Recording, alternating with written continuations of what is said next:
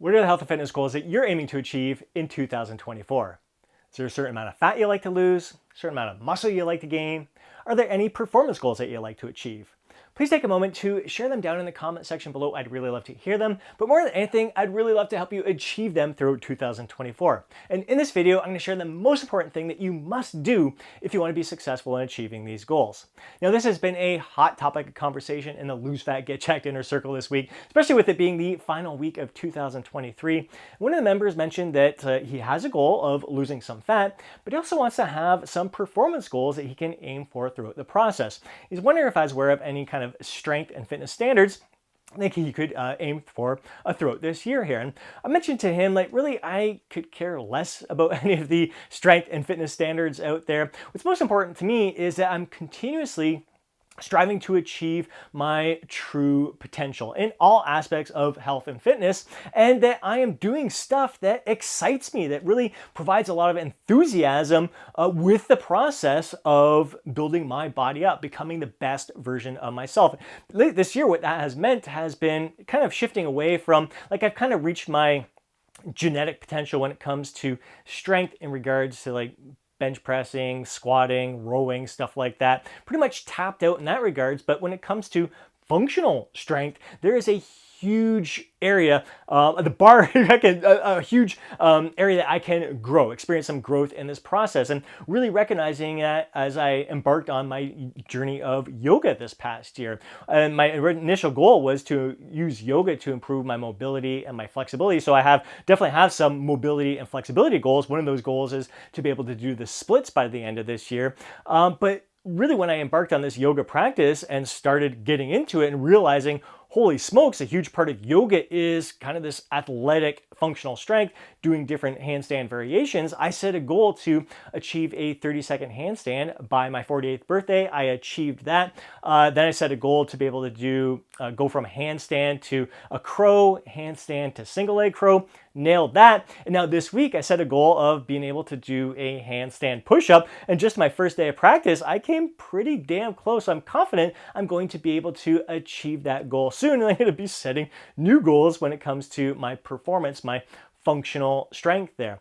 And the other thing, like, really, you can see I'm kind of focused on kind of maintaining the strength that I have in the gym, in the weights, maintaining my physique, taking this nice slow and steady process to build my body. At 48 years young and 35 years of lifting experience, I'm pretty much near my genetic potential, at my genetic potential when it comes to muscle gains, but I want to be able-bodied. I want to be functional. I want to be able to live my life to the fullest for decades to come, really right up till my final breath. I want to be able to do the things that I want to do in life. And one of the signs of longevity is grip strength. So I set a goal to be able to do a dead hang for about 3 minutes. Maybe I'll be able to hit that within the first month, and I got to continue to raise the bar with that. But that's one of the goals that I'm aiming for. Like I said, the splits there. I want to improve my cardiovascular conditioning as well. It's already great to begin with, but I know I can level that up. So this provided some insight to my client. He was like, yeah, you know what? I was kind of thinking about flexibility as well. He's like, I wasn't really thinking about splits, but it kind of intrigues me right now. And for him, he just finds that he gets bored easily. So having these different kinds of performance goals that you can aim for really keeps your drive alive. It's so much more than just focusing on losing fat. Once you lose that, you're like, well, all right, should I bulk up a bit? Should I maintain? What's going on there? Like, there's just so many different things that we can aim for to strive for becoming the best version of ourselves. And this resonated with another member of the Lose Fat, Get Jacked Inner Circle. Like, you totally on the same page as me. He's really focused on longevity as well, and really focused on flexibility, posture, walking more.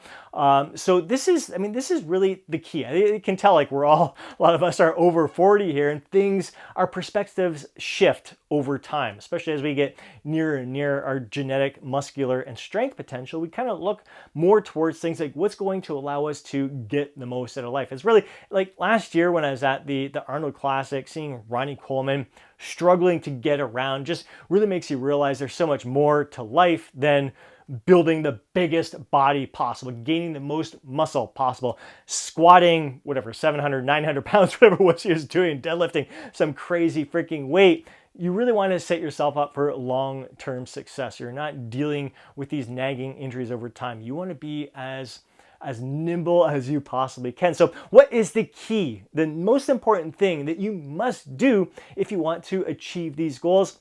In my opinion, it's designing your lifestyle in a way that's going to not only allow you to achieve those goals, but for you to allow you to thrive in all aspects of life. It's basically designing knowing what your masterpiece day looks like. So what is going to allow you to live your life to the fullest each and every day? For myself personally, it always begins with getting a quality night sleep. I really thrive from getting 8 to 9 hours of sleep each and every night. 8.5 hours is kind of my sweet spot there. If I can get more than that, if I can get 9, boom, it's like freaking awesome. I'm thriving. I'm firing on all cylinders. Not just physically do I have the energy, the strength to perform my best in all the physical tasks that I have throughout the day, but I have the mental focus, the mental clarity to give the best of myself to those athletic performances, but also to my work, to give to my energy, my attention to my loved ones, everyone I'm having a conversation with and interacting with throughout the day. And my mood is elevated, which allows my interactions throughout the day to be at their best. And when I have an elevated mood, I'm going to want to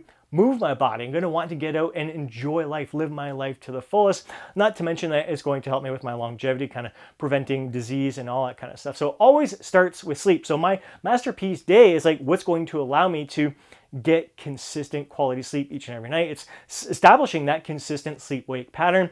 For me personally, it's like 7 o'clock. All the digital stuff is turned off. I will do a brain dump, so get anything off my mind, do some journaling. I will write out my to-do list for the next day, so I'm not thinking about it when I go to bed. I'm not overwhelmed. And then I'll do my stretching routine, about half an hour of stretching, which includes the dead hangs. And then I will read a book. And then I'll go to bed and pop in a meditation audio and just relax into a deep night's sleep there. Waking up, so that's usually about 9 o'clock in bed. Great night's sleep. I get my 8 to 9 hours of sleep there. Waking up usually 5:30 in the morning.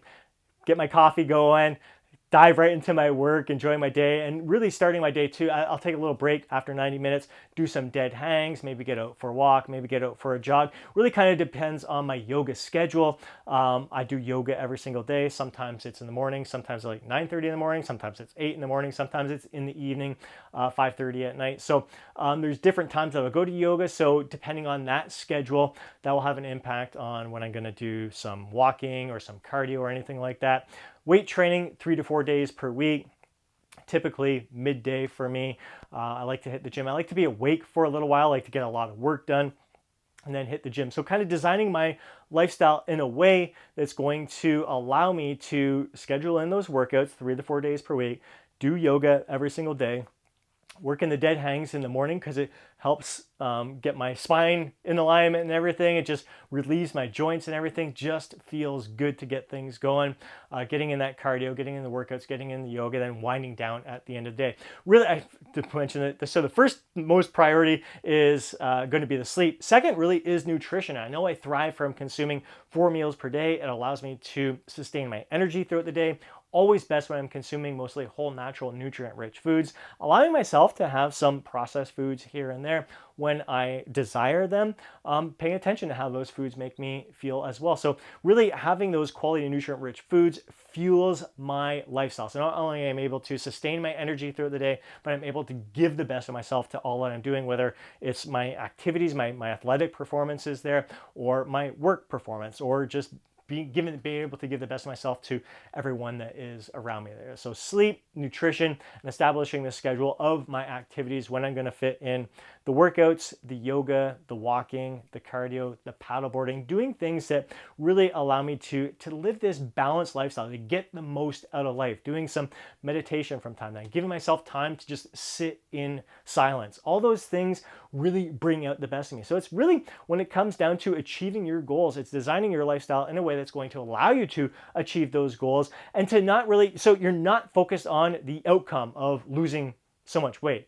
Not focus on the outcome of gaining so much muscle. You're not focused on the outcome of being able to do a 30-second handstand or anything like that. You're just focused on the daily task. What do I need to do? And part of my daily task is handstand practice. And so each and every day, taking 5 to 10 minutes, whether it's a break from my work or it's after a workout at the gym, to practice those movements that I want to perform. And this is the key. When you're focused on the process, the outcome takes care of itself, and it just leads to more and more goals. Like, I never would have imagined at the beginning of last year that I'd be aiming to achieve a handstand push-up. It just wasn't in my mind. It wasn't even a thought. So it's not until you get involved in the process, you're just nailing these daily tasks, you're doing the things that bring great joy to your life, and then you're like, it just takes it to the next level, takes it to the next level. Where does it go from here? You don't know until you get to that point. So that's why I like to just immerse myself in the process, do things that bring great joy to my life. It just leads to more and more great things, and the outcomes always take care of themselves. So don't get, if you have like 30 pounds you want to lose, 40 pounds that you want to lose, don't be thinking about that each and every day.